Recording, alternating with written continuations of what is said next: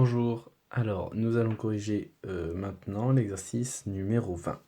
Donc, dans l'exercice numéro 20, il s'agit de ranger dans l'ordre croissant les fractions suivantes. Alors, je rappelle que ranger dans l'ordre croissant, c'est ranger du plus petit au plus grand. Alors, comment comparer, comment ranger dans l'ordre croissant des fractions? Quand elles ont le même dénominateur, donc le nombre du bas, c'est facile, il suffit de comparer les numérateurs entre eux, celle qui a le plus petit numérateur et la plus petite. Mais dans notre cas, les dénominateurs sont différents.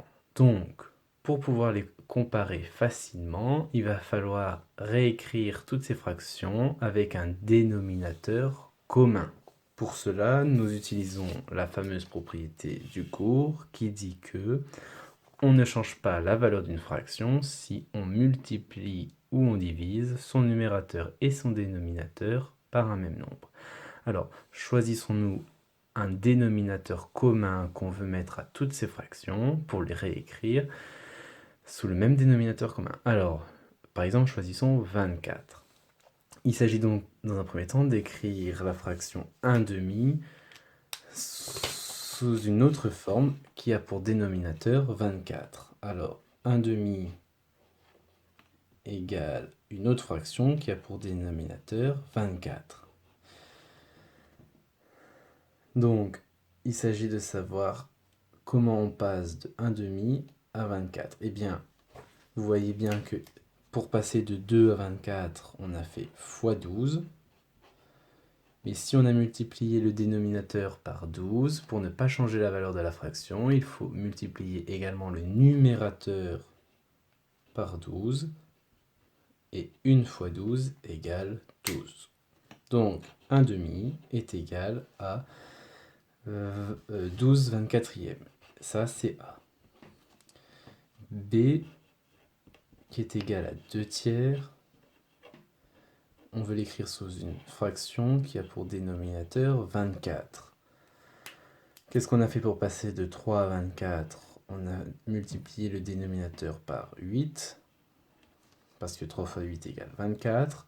Donc on fait la même chose au numérateur pour ne pas changer la valeur de la fraction. Et 2 fois 8 égale 16. Donc B égale 2 tiers qui est aussi égal à 16 24e. C égale 5 sixièmes. On veut l'écrire en une fraction qui a pour dénominateur 24. On a multiplié 6 par 4, car 6 fois 4 égale 24. Donc on fait de même pour le numérateur, et 5 fois 4 égale 20. Donc C égale 5 sixièmes est égal à 20 24e. D est égal à 5 douzièmes. On veut l'écrire sous une fraction qui a pour dénominateur 24.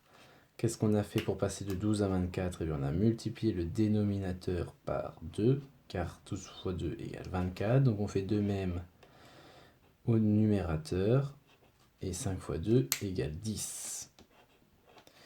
Ensuite, E égale 7 24e. Bon, bah là on a déjà un dénominateur égal à 24, donc on le laisse comme ça.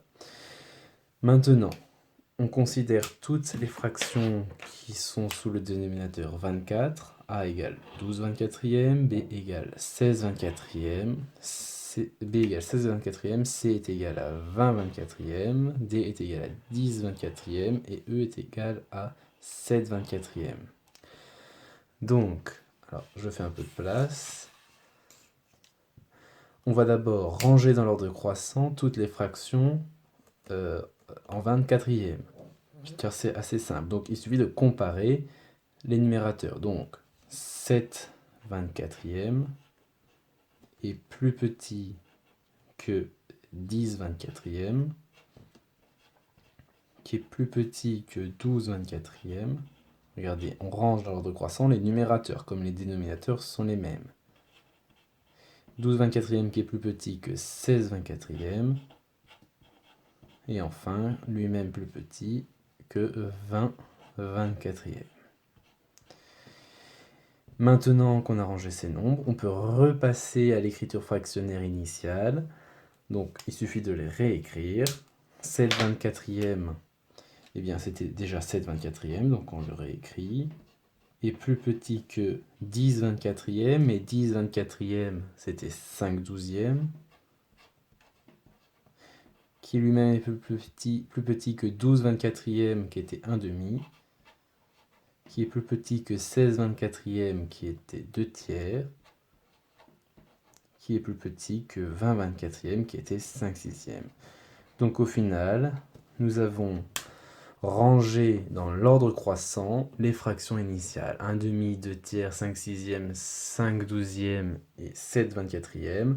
Nous les avons rangés par ordre croissant. Pour cela, nous sommes passés par d'autres écritures de ces fractions en les mettant toutes sous un même dénominateur commun, ici 24.